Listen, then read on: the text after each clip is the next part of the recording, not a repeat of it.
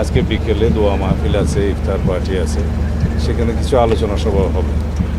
এই মুহূর্তে আমার অনুভূতি হচ্ছে বাংলাদেশের স্বাধীনতা সার্বভৌমত্ব রক্ষার্থে যারাই জীবন দিয়েছেন তারা চিরস্মরণীয়, চিরভাস্বর। এই পিলখানা হত্যাকাণ্ড শুধু বাংলাদেশে নয়, পৃথিবীর নৃশংস হত্যাকাণ্ডগুলোর মধ্যে অন্যতম।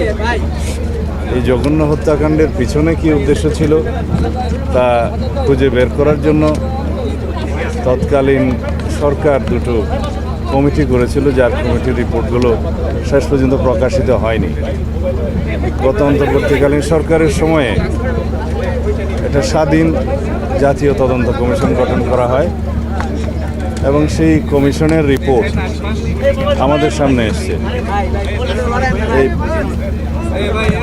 আমরা সরকারে এসছি জনগণের ম্যান্ডেট নিয়ে অল্প কিছুদিন হলো। তার আগে ইন্টারিম গভর্নমেন্টের সময় এই রিপোর্ট তারা হাতে পেয়েছে। সেই রিপোর্ট বাস্তবায়নের জন্য তেমন কোনো পদক্ষেপ নেওয়া হয়নি। আমি দুই একদিনে দেখেছি, আমি কয়েকদিন আগে এই রিপোর্টটা পুরো না দেখেই কিছু কথা বলেছি যেগুলো আজকে সংশোধন করতে চাই। আমরা নতুন করে কোনো তদন্ত কমিশন করব না, যেহেতু জাতীয় একটা স্বাধীন তদন্ত কমিশন গঠিত হয়েছে এবং তারা দক্ষ উপযুক্ত ব্যক্তিদের দ্বারাই গঠিত হয়েছিল। তাদের রিপোর্টে আমি একটা গ্ল্যান্স যা দেখেছি, যেহেতু আজকে কথা বলতে হবে সেই জন্য, তাতে যে সমস্ত সুপারিশমালা এসছে প্রায় 70টি মনে হলো। আমি আরও ডিটেল দেখব।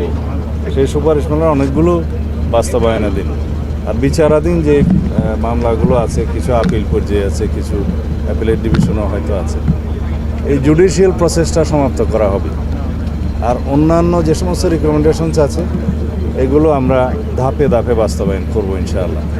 এবং শহীদ পরিবারদের, এই জাতিকে আশ্বস্ত করতে চাই যে পিলখানা হত্যাকাণ্ডের যথাযথ বিচার করা হবে এবং ন্যায় বিচার নিশ্চিত করা হবে, যাতে এই জাতীয় কোনো ঘটনা আমাদেরকে জাতীয় জীবনে আর না দেখতে হয় ভবিষ্যতে। সেজন্য যে সমস্ত পদক্ষেপ নেওয়া জরুরি, সমস্ত পদক্ষেপগুলো আমরা নেব ইনশাআল্লাহ। বাংলাদেশের স্বাধীনতা সার্বভৌমত্বের প্রতি হুমকি ছিল একটি ঘটনা, এবং বাংলাদেশের সেনাবাহিনীকে আন্ডারমাইন করা বা দুর্বল করা এটা একটা লক্ষ্য ছিল। সেটা তাদেরই থাকতে পারে যারা বাংলাদেশের স্বাধীনতা সার্বভৌমত্বে বিশ্বাস করে না অথবা একটা দুর্বল রাষ্ট্র হিসেবে এই দেশকে দেখতে চায়। ধন্যবাদ। মাননীয় মন্ত্রী, এই রিপোর্টটা কি প্রকাশ হবে কিনা? এই রিপোর্টে যা যা সব এটা নিয়ে আমি মন্ত্রণালয়ে আমাদের সংশ্লিষ্ট সবাইকে নিয়ে আলাপ আলোচনা করে পরে আপনাদের সাথে কথা বলব। না, এটা একটু আগে কি বললাম যে আমি এটা পুঙ্খানুপুঙ্খ রিপোর্ট না দেখে কথা বলেছিলাম, আজকে এটা সংশোধন করলাম, একটু আগে তো বললাম। আমরা এই স্বাধীন তদন্ত কমিশনের রিপোর্টটা ধাপে ধাপে বাস্তবায়ন করবো ইনশাআল্লাহ। এবং যাদের দিয়ে গঠিত হয়েছিল, যে সমস্ত রিকমেন্ডেশন এসছে, এটা গ্ল্যান্স আমি দেখেছি, পুরো দেখতে পারিনি। These are good.